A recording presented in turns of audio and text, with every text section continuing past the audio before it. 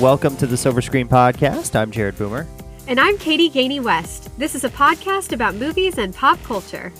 And today we are reviewing the latest installment in the John Wick series, John Wick Chapter 4. Does not have any subtitle after that or anything. It's just John Wick Chapter 4. So sweet and simple. Yeah, yep. So the next chapter in the John Wick franchise. So we will be discussing that today. Of course, Keanu Reeves starring in the lead role once again as John Wick. So give you all our thoughts on that coming up in just a few minutes. But first, we have to talk about somebody that we've talked about on the last two episodes and once again on this episode, but not for a great reason. That is Jonathan Majors. Jonathan Majors was arrested this past Saturday, and there's been a lot of stuff that has come out since that arrest. His lawyer has made some statements as well. It seems like maybe it was, at least from what you've researched, Katie, and what I've been able to read, a little overblown to begin with, and maybe not quite as serious as people were making it right when it happened or right when the news first came out. So yes, I will say this story is very sketchy is really the best word I can use. It seems like all the reports are different. I went to npr.org because I feel like NPR is a reliable source of information. And I worry about this because I always want to take any kind of assault allegation seriously. But at the same time, it also sounds like this woman might have some severe mental health issues. So this could have also been fabricated. Who knows? But here are my main takeaways from the article I read. The woman did sustain injuries. That's true, at least by their reporting. He was already released on bail. He was already released without bail. Like there wasn't even a bail. Okay. And then his attorney says that he called 911 himself because he was concerned about the woman's mental health. So I don't know their connection. No one has said their connection to each other. I know that one of them's 33 and one of them's 30. We know it was a woman. And I think it was in her apartment or his apartment. It was in someone's apartment. But other than that, it doesn't seem like really any of the reports are very specific or consistent. So I would say for once in my life, before we start, saying down with Jonathan Majors and take him out of all the movies and stuff, like maybe we should just wait until we find out more information. But I'm hoping it's either false allegations or blown out of proportion. But we'll see. I think too, if you're like Jonathan Majors, like you're obviously the main villain in this whole next set of Marvel movies. Like, I don't think you would want to like screw that up, just because that's a lot of financial gain, notoriety, all that. I mean, if Marvel has said, "Hey, we're making you a part of this next phase or whatever, and you're going to be pretty much the main part of it," right. I feel like you would be very careful about what you did, outside of work. So yes, agreed. Yeah. So we will wait and see until we get some more details on that. Maybe we'll have some more on our episode next week. But like you said, it's still kind of a lot of sketchy stuff, not a lot of really solid details at this point on exactly what happened. And Jonathan Majors has not made a statement either. It's just been his lawyer at this point kind of speaking for him and releasing some stuff. But I don't think he's actually said anything about it yet. So another news item is that You on Netflix was renewed for a 5th and final season. Now, this is a very popular show. It seems like 5 seasons is probably good for that show. I haven't watched it, but I've heard people like it. You haven't watched any of it? I have not. I have not watched You. No. Well, obviously, this was my news bulletin, but I am excited about it. I do think it's a good time to end it. I think there's only so far you can take it, and some of the storylines have been so ludicrous. But the whole premise is interesting anyway. But everyone loves, I think it's more like many people, myself included, love Penn Badgley so much that we just really like the show and watching Penn Badgley. But I'm glad they renewed it at least. And I do feel better when it's the final season. It's way worse when it's a show you like, and then they just cancel it and you never have any resolution. So I'm glad to know it's the last one. Yeah, that's like Succession this season. Like this is the last season of Succession. But the actors did not know that when they filmed the season. They thought that there was going to be like possibly one more season. And then it came out afterwards. That this I didn't realize that. Yeah. So they did not know, as far as I know, when they were filming it and shooting it, they didn't know that it was going to be the last season. So, oh my gosh, that's terrible. Tara Snook has come out and said some things about that, who plays Siobhan on the show. Oh, so, yeah. Also, I feel, speaking of her, there's like a baby boom right now in Hollywood. Did you hear Daniel Radcliffe and his girlfriend, Erin Dark, are expecting? Are And they? Okay. yes, and then also Sarah Snook is expecting, and I'm really excited for her. So I just think that's really cool. Happy for all these people. Very cool. And we So, all know I love Daniel Radcliffe. That's a yes. callback to 18 episodes of the pod, if anyone else listens to those. Another big news item is that Harry Styles was in Tokyo and was seen making out Mm-hmm. with Emily Ratajkowski. Yeah. Do you hear So my this, heart breaking over here? yeah, years and lots of girls around the world probably. I So don't like this, Jared. I know you didn't ask my opinion, but I'll give it to you. I don't like it. I don't like it one bit. Emily's been seen with a lot of people since her divorce. I fully support her divorce. Never liked her husband. Obviously, I don't know the man. I'm just basing it on things I've heard about him. And also, Emily is like, she really is, unfortunately, one of the most beautiful people ever. But I just don't like the pair of her with Harry. And some people think it's a stunt, which I don't know. There's no rhyme or reason to why it would be or why it wouldn't be. But people have also said he's rumored to be with other people right now too. So this could be a okay, stunt to throw people off the scent. wasn't she with The Weeknd too, or at least was that ever confirmed? I don't Or know. She did get with Eric Andre for a little okay, bit, and then Pete Davidson. yeah, he's been with Um, everybody. So for sure, for sure. Yeah, I don't yeah, know. She's been around with a couple people. I don't mean around in a bad way, and I'm not saying this with judgment. I'm saying she's been spotted with a lot of people on a lot of dates, hmm which is she's perfectly entitled to be. But I don't get a good feeling about Imrata and Harry together. I don't like it. yeah. Also, mentioning The Weeknd, I forgot that he and Selena Gomez dated. One of the weirdest Oh celebrity yeah, they did relationships. for a while. Just feel like that would not have worked out very well, knowing both their personalities. Well, So, yeah, yeah. and it didn't. So, Nope. yeah, but they says they did it for 10 months, which is a pretty long time in Hollywood. That's like Yeah, 7 I years thought in it was about Hollywood a time. year. So, Yeah. yeah, yep. So, only other news item is that the new movie Killers of the Flower Moon is finally coming out. We have a release date for it. Finally, after Finally. all this time, it's going to be out Oh in my gosh. October of this year. So, Apple TV Plus distributing this one. $200 million budget, huge budget. Martin Scorsese directed. Leo's in it, De Niro's in it, Jesse Plemons, Oscar winner Brendan Fraser, John Lithgow, so many people. Wow. So yeah, it's gonna be a pretty. It's gonna be a big contender for Academy Awards. I feel like with Mm-hmm. that cast and with what it's based on and who's directing it and all that stuff. So Well, and I read it at the beginning of last year, trying to hurry it along so I would be ready when it came out. And clearly, I did not need to rush to read that. But the book is excellent. I talked about it on the podcast. I don't even know what episode, but the book is excellent if you're interested. I thought I read this, but now looking at it, I don't think I did. I read Devil in the White City, which I get confused with this one for Well, some reason. I know So why you probably get that. Also, I read that. Also loved that.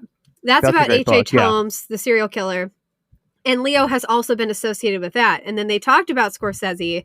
That's the one that, like, they have not finalized anything Okay. about it. That's Like, the they one that have might be like the TV a series, mini right? series. Or Yeah. yeah, okay. Okay. Yeah. So that's another separate thing. So, but Killers of Right. the Flower Moon will be out in October, on October 20th. So, Can't wait.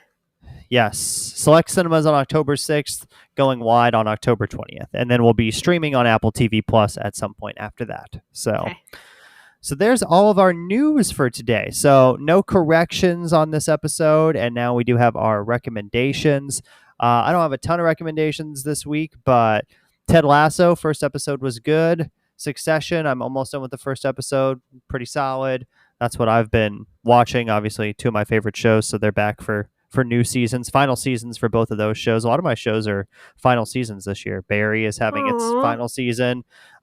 So yeah, a lot of stuff's ending. I don't know what I'm going to watch after this year because all the shows that I watch are coming to an end. So we'll have to wait and see. But that's the first episodes of both of those were pretty solid. So Excellent. Well, I have been a TV watching fiend this week. I do need to watch more movies, but let me tell you. So I watched, and also partly it's because people are now not doing that binging model, so they're letting out a couple episodes at a time. That's another reason I have multiple things on here. So Love Is Blind season 4 came out on Netflix. What was nice about this is I didn't even know it was coming, and I was so excited to see that it was in my queue. Some of the people this year are straight up diabolical. Jared and I talked a little before we started recording, so I know he hasn't watched the first 4 episodes, so I don't want to ruin it for him. I'm just going to tell you, some people are like so evil that I don't know if they're real, if they're like actors or like real people. And so, yeah. And I have hope for one couple so far, which is that's not great odds. No, not really. But I feel great about one couple. So I've been watching that. So they're releasing episodes every week. I think the next installment is the 31st this week. Then also another one I didn't know was coming around the corner, but it showed up on my Peacock app is The Real Housewives Ultimate Girls Trip Thailand. Again, it's on Peacock. So what they do, I've watched the other 2 seasons of Ultimate Girls Trip, but what I like, they take housewives from all sorts of different cities and seasons. So it's not like all the same season. It's not even people that have to be current.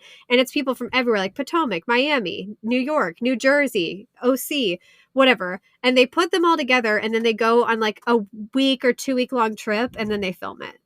And it's very cool. So this one is Thailand. And this one's interesting because I only am familiar with 2 of the housewives because there's like 3 cities I've consistently watched. Beverly Hills, OC, and New York. And I only know 2 of the women. The other ones I've only heard about. So I'm kind of it is really nice because you kind of get to know other housewives that you might not really care about or want to watch their seasons. That might sound like crap to you all, but it's definitely a guilty pleasure show for me and I like it. So they released the first 3 episodes of that. And then lastly, Jared, I started Peaky Blinders. Already watched the first season, which if you're like, that's crazy, it's only 6 episodes. So that was basically a heavy laundry day that I was doing and working around the house. And I would like take a break and be like, I'm going to watch 50 minutes of this and watch an episode. It is so much better than I thought because I had tried about 2 years ago. I tried to watch one episode, the first episode. And I think if you don't sit and pay attention or go to the second episode, it doesn't grab you. Yeah, I've watched the first episode like twice now, I think. And yeah. I have not watched. I just need to go on to the second one and give it a little bit more. Yeah, it was one of those where I was like, by the end of the second episode, I was like, ooh, well, I got to know what happens now. But the nice thing is every season I already looked only has 6 episodes. So it's not the biggest commitment in the world. And I think there were 6 seasons and now it's done. So if you start it now, it's kind of the perfect show to start because you can see all the way to the end. So I'm in season 2 right now, but I'm really, really liking it. And nice. It's one of those shows there is violence, but it's not nearly as it's not like John Wick violence. So it's controlled violence, if you will. Also, speaking of Thailand, did you hear that's where the new season of The White Lotus is going to be set? They announced that today. Not. Yeah.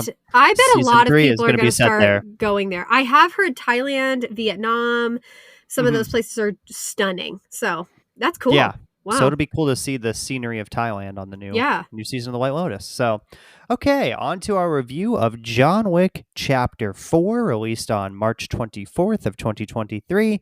Rated R for some language, but the main reason it's rated R is pervasive, strong violence, basically throughout the entire movie. So keep that in mind if you are going to see John Wick Chapter 4. 2 hours and 49 minutes. We'll talk about that a little bit more later on, I'm sure. IMDb score is an 8.4 out of 10, so very high. Critics on Rotten Tomatoes, 94%. Audience, 94%. Both groups really enjoying this. Had a great opening weekend. Its first weekend at the box office, I think, did better than Lionsgate expected it to. $73 million so far when we're recording this, and we're recording it on the Tuesday after it came out, so it's been out 4 full days at this point. And then worldwide, $137 million. So it's done very well at the box office early in its run. The synopsis for this one is that John Wick uncovers a path to defeating the High Table, but before he can earn his freedom, Wick must face off against a new enemy with powerful alliances across the globe and forces that turn old friends into foes. Also, this was supposed to be the last John Wick movie, but they have come out and said that due to the success of this one, they want to make another one. Yeah. I had comments about it because I didn't know that until I was looking up things for like, oh, what's Keanu going to be in next? And it said John Wick 5. And I was like, you've got to be kidding me. So... yeah, they're going to do something with that, and they're trying to figure out what they are going to do with John Wick 5, which I don't know if we need John Wick 5. I thought this wrapped it up in a pretty nice way, which we'll talk about later in our likes and dislikes. So, but yeah, very interested to see what they're going to do for John Wick 5. So, this is directed by Chad Stahelski. He's got a really interesting story. He started as a stunt performer, and he was the double for Brandon Lee on the movie The Crow. And then when Brandon Lee unfortunately passed away, he filled in for him, and he has stunt credits in 77 movies. And he's directed all the John Wick movies, and he has 11 upcoming directing projects. So I Isn't think that that works. crazy? Yeah, that is wild. So I do think that his background in stunt work made him a perfect choice for this franchise, though. I think that definitely does help for Yeah. sure. And the fact that since he's done so much stunt work, directing a movie that has a ton of stunts in it, you can definitely tell that like he's experienced with that type of stuff. So Yeah. So we will take a break here on the show. We'll come back. We'll talk about the cast and our likes and dislikes for John Wick Chapter 4. And we're back here on the Silver Screen Podcast talking about John Wick Chapter 4. This movie, of course, starring in the lead role, playing John Wick. That would be Keanu Reeves. Jared, I would love it if you would hit the crush alert button, please. Thank you, sir. Keanu Reeves, okay, it's not the same vibe as like Michael B. Jordan or Chris Pine for me, but I think Keanu might be one of the most wonderful human people in Hollywood that's ever lived. And I also think this is a hot take, Jared, but I've given this, it's not a hot take because I gave it some thought, but I think he gives Tom Hanks a run for his money. I think they're like neck and neck for nicest guy in Hollywood. I would actually argue Keanu might even be a little nicer, really. But man, I love Keanu Reeves, and he is handsome. He just doesn't do it for me in the same way as like a Chris Pine. You know what I mean? Mm-hmm. Yeah. Anyway, thank you very much for the crush alert. So Keanu Reeves, he is best known for The Matrix, Point Break, Speed, The Matrix Reloaded, The Matrix Revolutions, and The Matrix Resurrections. And who could forget when he voiced Duke Kaboom in Toy Story 4? So good. That's just because that's one of my favorite characters he's done.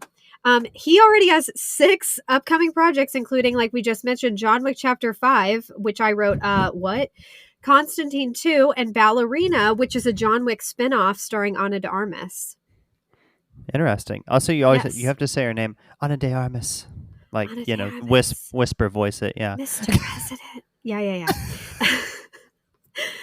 Did not win the Oscar. Shocking. Did not win. I know. Wow. Next up, we have Donnie Yen. He plays Kane. He is originally from China. He is also a proficient pianist and gifted in martial arts, which I think is obvious from the film, you can tell. Donnie is best known for Rogue One, a Star Wars story, Mulan, that's the live action one, and the Ip Man movies. Next up, he will be in Sleeping Dogs. Very nice. Then we have Bill Skarsgård. Bill, I have to look this up every single time we do a movie about Bill Skarsgård. I always forget if he and Alexander have the same parents, because I mean this in the kindest way.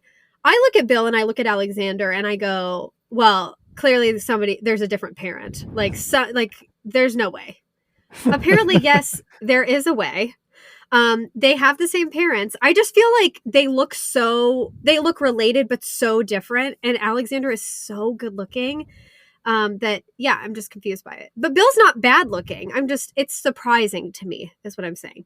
Anyway, he is, of course, the son of Stellan Skarsgård. And if anyone's wondering too, Alexander is the oldest of the kids. Okay, Bill Skarsgård, he plays the Marquis in this movie. He's the villain. He is a Swedish actor best known for playing Pennywise in It and It Chapter 2. He was terrifying in those roles. He was also in Deadpool 2, The Devil All the Time, and Barbarian, which I know Jared gave rave reviews this past year.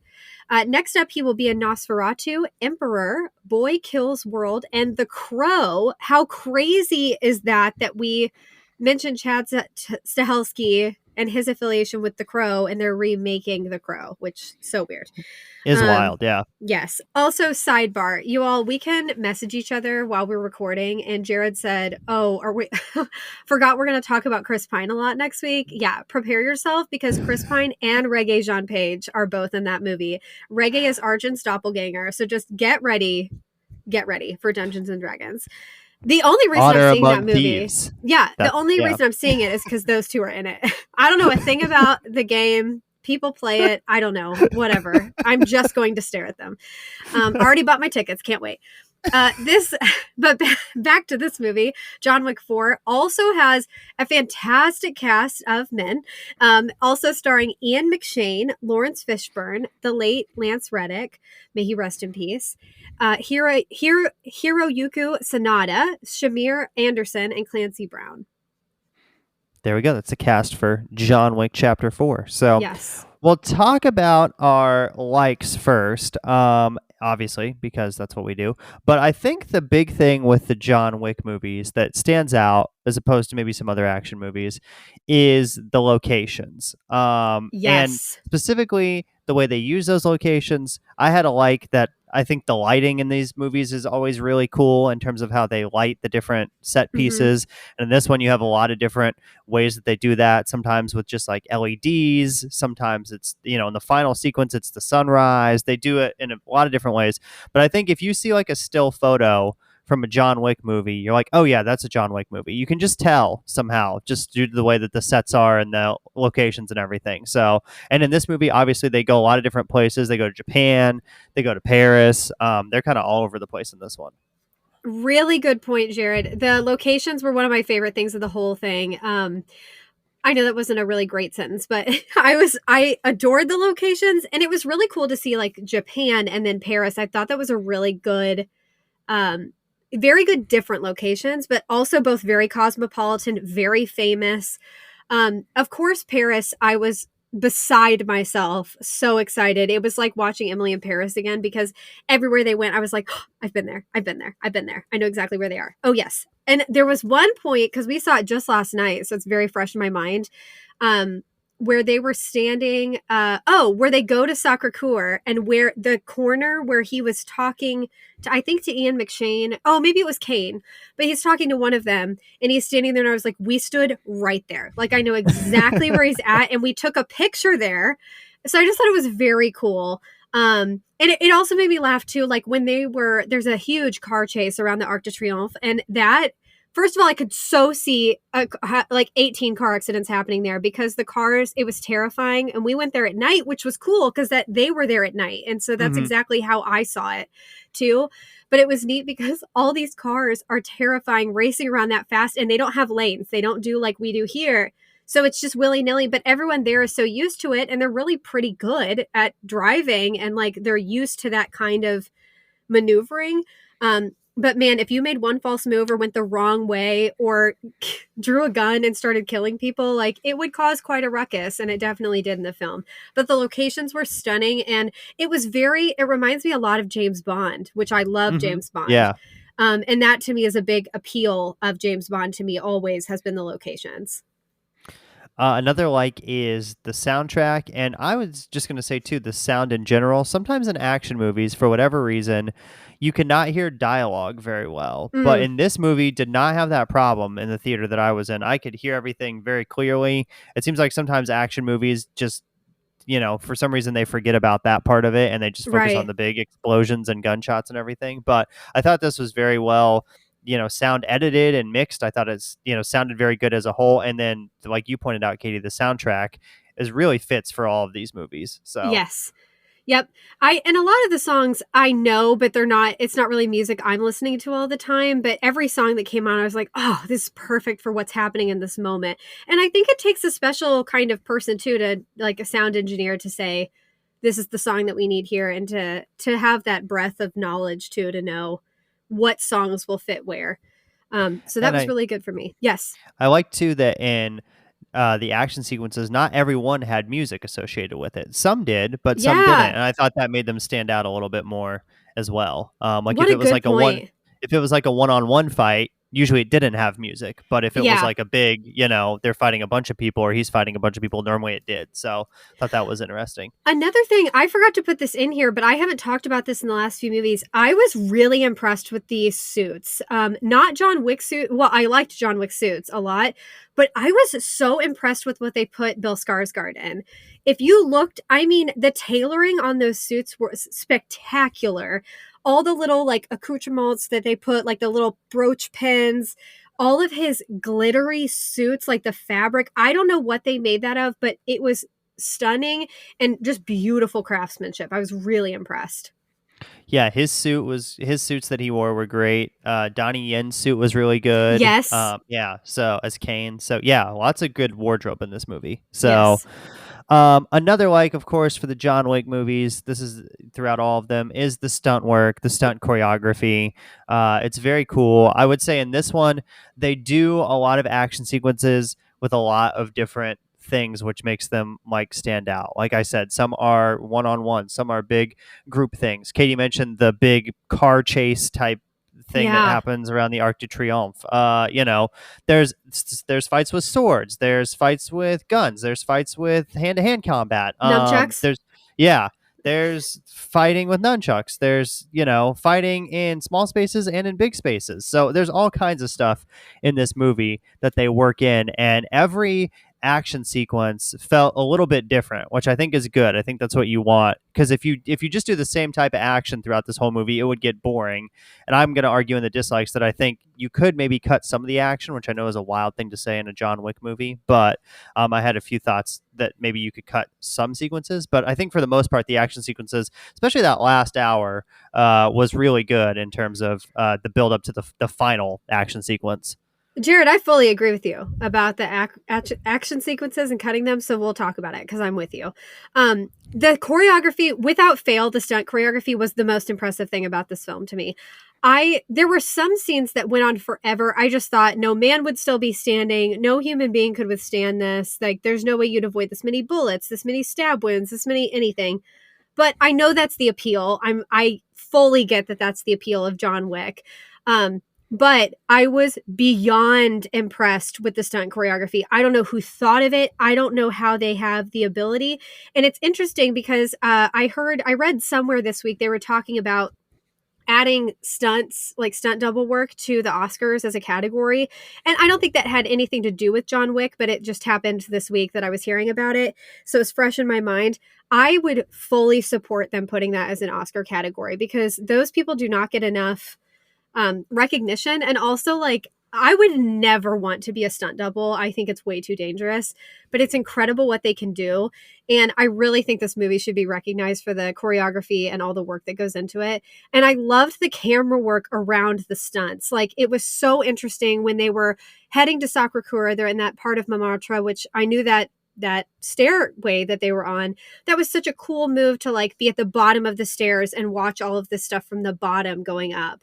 And he just moved the camera around. And then I especially enjoyed when they were in the old, now this I couldn't remember if it was a museum or a house or what, but they stumble into this place that's old and maybe abandoned or getting worked on, renovated. But all these fight scenes that happen, all the camera work is above. Like if you're sitting, if you were hanging on the roof or something, looking down like a fly on the wall or something, and you get to watch all of this, and the camera just moved as the fighting moved. That was really, really cool, and I feel like we don't see that a lot. So great job with this film. Yeah, that was one of the first, maybe the first time I had seen something like that in a movie where Yeah. it's like shot from the top down and going through that house. Yeah, that was a very cool sequence Mm-hmm. for sure. So, I also wanted to point out, I thought the way they did Kane's action was cool as well. Obviously, he's blind, so he can't see, but they come up with some really creative ways that he's still very good at fighting and hand to hand combat, using sound. And in fact, one sequence, he puts these like doorbell ringer things in this kitchen, and he knows that from where the sound is coming from, that's where the bad guys are. So I just thought they did some really clever things with his action in particular in this movie, that I thought were cool. And I thought the three different styles were interesting of action. Like John Wick's obviously more pistol, type hand to hand type stuff. Kane is obviously more like swords, blades, martial arts type inspired, and then Mr. Nobody is more of just like a brawler. He has Yeah. the With the big dog. like shotgun. He has the dog. Yeah, so Yeah. I thought that was kind of cool how they were all a little bit different. So Yeah. And on IMDb, his name is Tracker, but yeah, he said he was Mr. Nobody the whole time. yeah, Um, yep. but that you brought up a good point that I forgot to bring up. I really enjoyed how they did stuff with Kane because you're right. It was interesting to see a person who was blind, how they would, I guess, like communicate and how they would fight, especially as like a hired hitman. Like, how would they Mhm. do that? And the doorbell thing was so neat because I didn't know if that was going to be like a bomb that he was attaching to things. I didn't know what was about to happen. So when it was a doorbell sound, I was like, that is genius, so that he knows people are coming. Yeah, and it was hard. Kane, I think for everyone, is supposed to be one of those people that he's like half villain, half good guy, and you're not really sure how you feel about him. But I think characters like that, it's so complex when they do that. And they wrote Kane very, very well. And he was one of my favorite characters by the end. Even if he did do some bad things, I really liked that character. I did too. So, and then final like before we move on to dislikes. Obviously, this movie has a good plot for an action movie. It's pretty easy to follow in terms of Mm-hmm. what's happening. Good premise, good world building as well. Bill Skarsgård was a great Oh, villain, which he normally is when he so plays a good. villain Yeah. role in He's anything. just Yeah. so creepy. He's like Paul Dano, just creepy.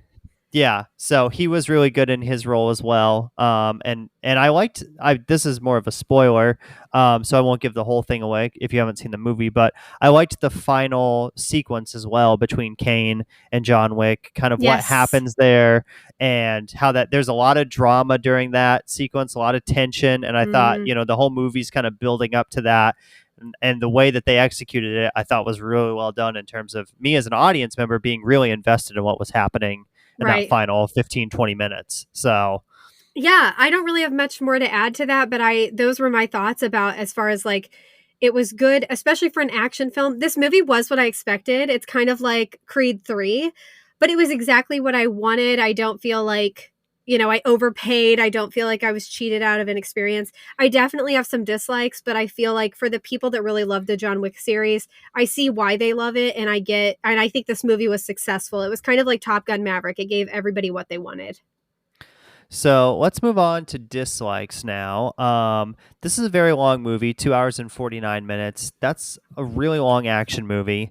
Um, Really long. and I think there's certain sequences that you definitely could cut from this movie in terms of, and I would cut some of the action sequences. I know that So would sounds I. wild in a John Wick movie, but I think that action sequence in Japan, while the first one really, while cool, doesn't really have a huge impact on the rest of the story. I mean, that character never it just shows up again, obviously, because Hmm. spoiler alert, he dies. His daughter never shows up again in the movie. Yep. I was just kind of like, this is kind of random to put this in here and then not have any reference back to it later on in the film. And it took like 20-25 minutes. So that is probably what I would cut. And then some of the action sequence too, I think they're still in Japan at this point, where they're with that guy with the gold teeth, or maybe they're in Paris at that point. Berlin. Berlin, yeah. Yeah.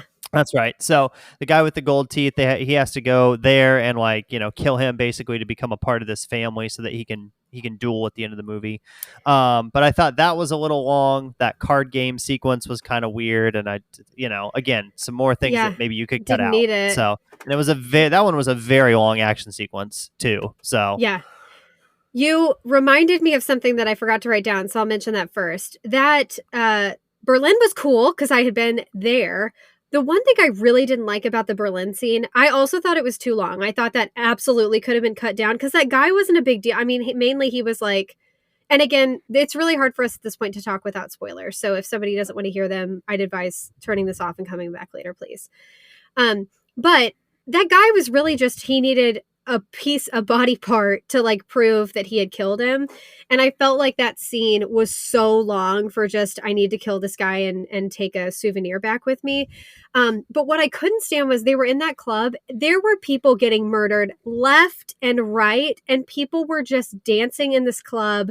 No one's bothered. I totally get being drunk or doing drugs and being like caught up in the moment, but it is very hard, actually impossible for me to believe that many people would be that unaware of that many deaths, bullets, murders going on and just not stopping what they're doing. Did you find that to be strange? yeah, it's weird how in this universe, like nobody in the general public cares Mm-hmm. about what's happening in these crimes. So whereas I think things like James Bond, Mission Impossible, you do see sometimes the common folk, if you will, that are at least screaming or running away from the action Yes. or something. So, but And what for them to didn't just obviously ignore it the whole time was wild. Yes, and what didn't seem consistent to me was no one was reacting to the violence that was happening in this club, and then the next scene we see them all running out like a bat out of hell Yeah. because they're scared. And I thought, well, they weren't scared a minute ago, like they didn't even care. So I didn't like that. But as far as the scenes, I absolutely think they could cut down the action scenes. And exactly where the first thing I thought of was in Japan, that fight. It was really beautifully done as far as like having all the artwork, like these historic museum pieces and things, shooting out the glass and stuff. Like all of that's really neat, but it went on far too long. I mean, I think it was probably 25, 28 minutes long, and I think it could have been 15 and it still would have had the impact it had. Same with the scene in Berlin.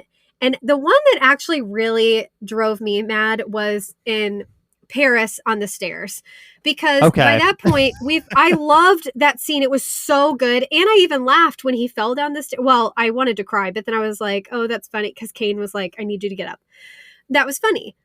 But that scene, I thought, my God, how long has this movie been? Because I didn't realize going in that it was almost 3 hours. So that didn't help me at all. But I was like, man, I feel like we've been in here 3.5 hours. Like it felt like we'd been in there 3.5 hours at that point. And then everyone, if you've seen it, then you'll know what I'm talking about. Keanu gets to the top of the stairs because he's trying to get to Sacré-Cœur, which is at the top of Montmartre. It's a huge hill. And he gets up these 220 stairs or whatever. And then one of the villains, who I just loathed that guy, pushes him down. He falls all the way down the stairs. And I was like, dear God, how much longer do we have? And it wasn't that I wasn't enjoying it, but I just thought like, dang, we didn't need this. Or you could have cut 20 minutes of other action sequences and kept this whole sequence. Well, and I think too, like so he has to get to the top for this meeting, and they're gonna do this duel at sunrise. Like Mm-hmm. he's gonna make it. Like in the back of your mind, you're like, there's no way Right. he doesn't make it. So why are we like drawing this out so long? Right. Also thought it was weird how like it's like midnight or whatever, and he decides to go out in public and just like take on all these bad guys, but he has to be at this duel at 6 a.m. I was like, if I were him, I'd just lay Get some low, sleep. wake up 5:45, take a taxi over there, and do my thing. So I thought it was weird how he decided he was gonna like go out and be publicly seen, and Yeah. deal with all those bad guys for the last And hour. I'm not counting points off for this, but I didn't love that woman. I really liked the radio announcer that was like saying where he was, because she was giving away John Wick's location so people could try to kill him because there was a bounty for him. But the whole time I kept thinking, who's reporting this to her? She would magically know, like, he didn't get killed at the Arc de Triomphe. So now if you follow him 2 blocks over, we know he's there right now. And I just thought, does Yeah. this guy have a GPS tracker on him? Is there somebody filming him on YouTube, like an influencer that's reporting back to this news lady, radio lady? So that was hard for me to believe as well. I mean, it was a fun device as far as like keeping us interested and showing how these people knew where to get him. But I kept thinking, like, logically, how does this lady know where he is?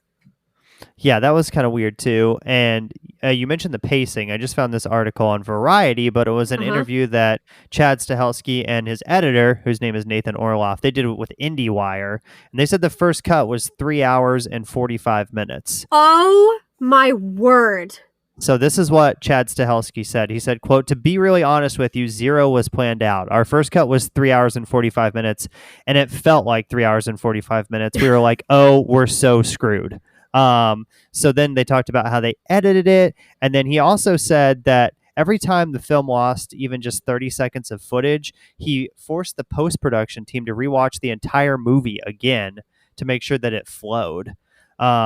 He said sometimes you see movies and you see that they, watch them in pieces and they didn't see it as a whole. So I thought that was interesting that every time they would Yeah. cut, they would rewatch the whole movie again. They probably got sick of it by the end of it. Yeah. Can you But imagine those poor souls having to watch this that many times?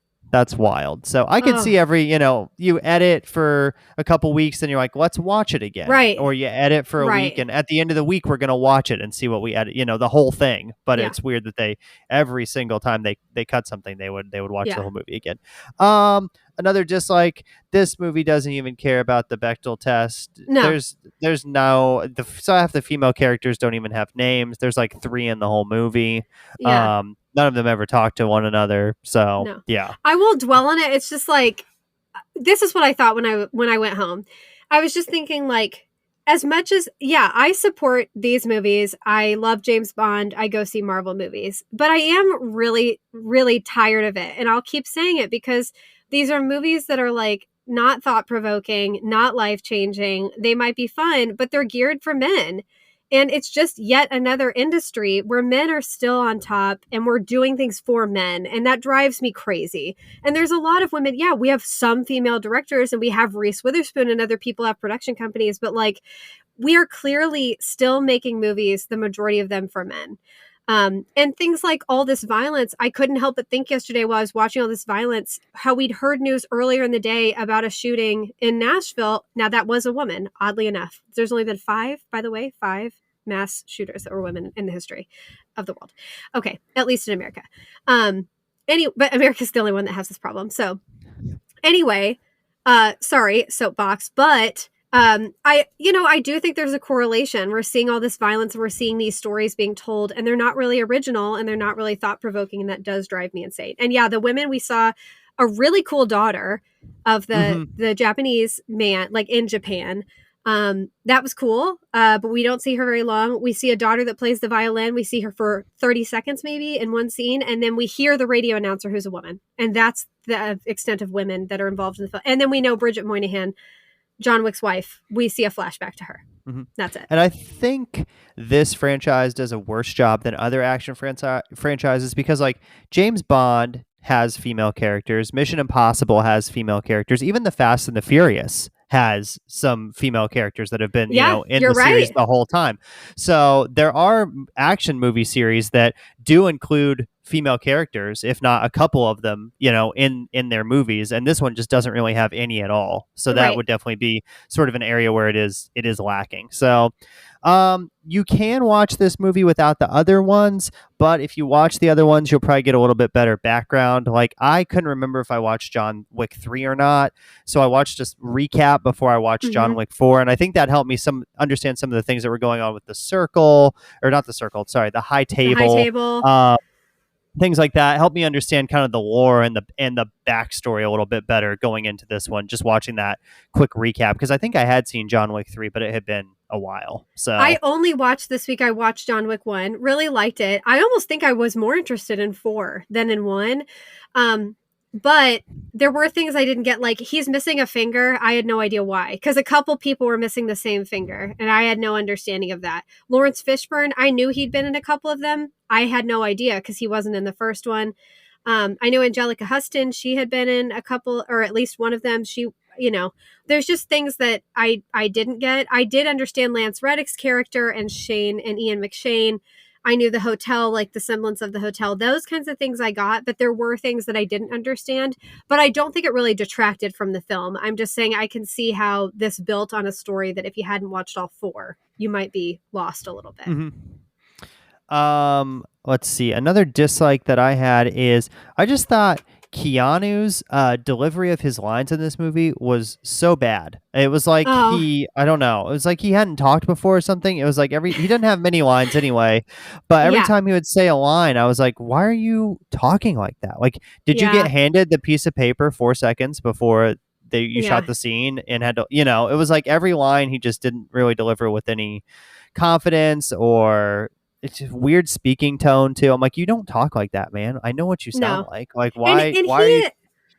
Well, he's capable of better as well. There was at one point, I actually thought I want to go back and start this movie over and count how many lines of dialogue he has, because I don't think it would have been more than 30 lines of dialogue the entire film. Not much, no. That's to me also a bad sign. And again, not thought provoking, not difficult. This isn't like an actor's movie, which they don't all have to be. I'm just trying to point out this bigger problem that Hollywood has that drives me insane. And then my last dislike that goes along with that is, like, to me, this is a movie that's just violence for violence sake. And I don't like that. And I'm not someone who has to look away. I don't like gunshots in the head. I don't like any slitting of anything, like with knives and stuff. But like, for the most part, I can deal with quite a bit of violence. And I didn't look away at any of this. But I don't like violence. And I do think that part of me not having to look away is also showing I'm desensitized. Even me, a female who doesn't watch a lot of these movies, is like fully desensitized to what's happening. So I think it's important to point out how graphically violent this is, that you couldn't get away with this. Cops wouldn't really look the other way. For some rich white people, sure. But for the most part, like, this is just not the way the world works. And that does ding the movie for me. Like, I don't like that this is the kind of film that is making $130 million in 4 days. That bothers me. Yeah, the only time I had to turn away was when Mr. The Nobody hand, has to pull his the hand out hand, of the the knife. hand. Yeah. I almost lost Couldn't it look at then. that. But you're right with your point. Is like, I don't know how many people are killed in this movie. 400, 500. I mean, it's some crazy pick 100 number for sure. Yeah, and the fact that you can just sit there and watch it and be completely fine with it while people are getting slashed and shot and punched and all this stuff, it definitely does say something. So, and I think these movies too, unlike James Bond or Mission Impossible, really just rely on that. I think you realize it more in these because it relies so much more on hand-to-hand combat and like gun play, whereas Mission Impossible will have a car chase, or Tom Cruise will jump out of an airplane, or they're like the last one, they're like defusing a bomb at the end of the movie, and there's not really any action that's happened. There's action, but there's not like, it's not like there's a big shootout at the end of the movie or something like that, like there is in these. So, and then like even the last James Bond, like same thing, like that whatever is about to explode and he has to like get out of the building in time and save the rest of the people. So they do some things in some different ways that are action sequences that aren't just straight up, shooting people for 25 minutes. So, okay, well, that's basically all of our thoughts on John Wick Chapter 4. Pretty good addition to the franchise. Definitely a solid action movie if you want to check out an action movie. And who's going first on this episode? I guess I will. I'm just going to do it. Okay, what's your score? I'm giving it an 87. Okay. I really enjoyed it. I do think this is a movie that, even though there's plenty for me to dislike, I can't, as a movie and as entertainment, it's exactly what you expect and what you want. So it's not a bad movie.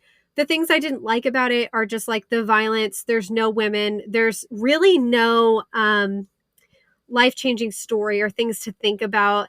And it doesn't really feel like John even learns any lessons. It's not like there's a line that he won't cross, or like, once he kills this many people, he's going to feel like his wife is like at peace. I just feel like, there's not a lot of resolution. I don't love that. But as far as like a film that's entertaining and what I expected, yeah. And I did like it better than the first one. And I can see why it's a successful franchise. So I am trying to look up how many people John Wick killed in this movie, but yes, I will have an answer for you here in just a minute. So, okay, cool. But my score is going to be a 90 for this one. I'm going to go a little bit higher than you. Okay. I did like it. It's a good action movie, probably the best action movie that I've seen since Top Gun Maverick, I would say. Yeah, that came out last year. So it's got some great sequences. It's got some really cool, action and a good story as well. So I'm going to give this a 90 out of 100. So great. We're pretty consistent. This I'm still trying to find the answer. This article is very long. Do they know? So, I feel like that'd be a lot of counting. Yeah, it would be a lot of counting. Where is it? I'm still looking for it, and I still don't see it. Okay. Well, I don't even know if it's in this article. So sorry. Oh, here we go. He has killed around 140 people in this movie, apparently. No, I feel like 340. I feel like it's got to be more. Yeah. Yep. Although at the same time, who knows how many he killed versus like the people around him? I don't know. There's a lot of bloodshed, and most of it's unnecessary. I'll say that. Yeah, 100. Okay, apparently it is 140, but that's still a ton of people. The total for the whole franchise is 439. Wow, just that few. Okay. So there we go. That's our thoughts on John Wick Chapter 4. You can follow the show on social media at Podcast Silver. Also, search us on Twitter and Instagram at the Silver Screen Podcast. Follow us there. And you can also follow our Letterboxd profiles as well. They're in the description for the show notes. So you can click down there, follow us on Letterboxd, see what else we're watching besides movies we're reviewing for the show. Or if you want to go back and look and see what did they score that movie again, or how many stars did they give that, you can do that on Letterboxd as well. Yes, you can. At Podcast Silver on Instagram and Twitter. Search us on Facebook. You'll find our page there. On our next episode, we're going to be reviewing Dungeons and Dragons: Honor Among Thieves. Did you know Chris Pine and Reggae Jean Pedro in that? Are they in that movie? So yes. So that'll be, it's getting good reviews so far. Early reviews are very positive. So we'll see how it is, but that'll be next week's episode, Dungeons and Dragons: Honor Among Thieves. Until next time, we'd like to thank the Academy.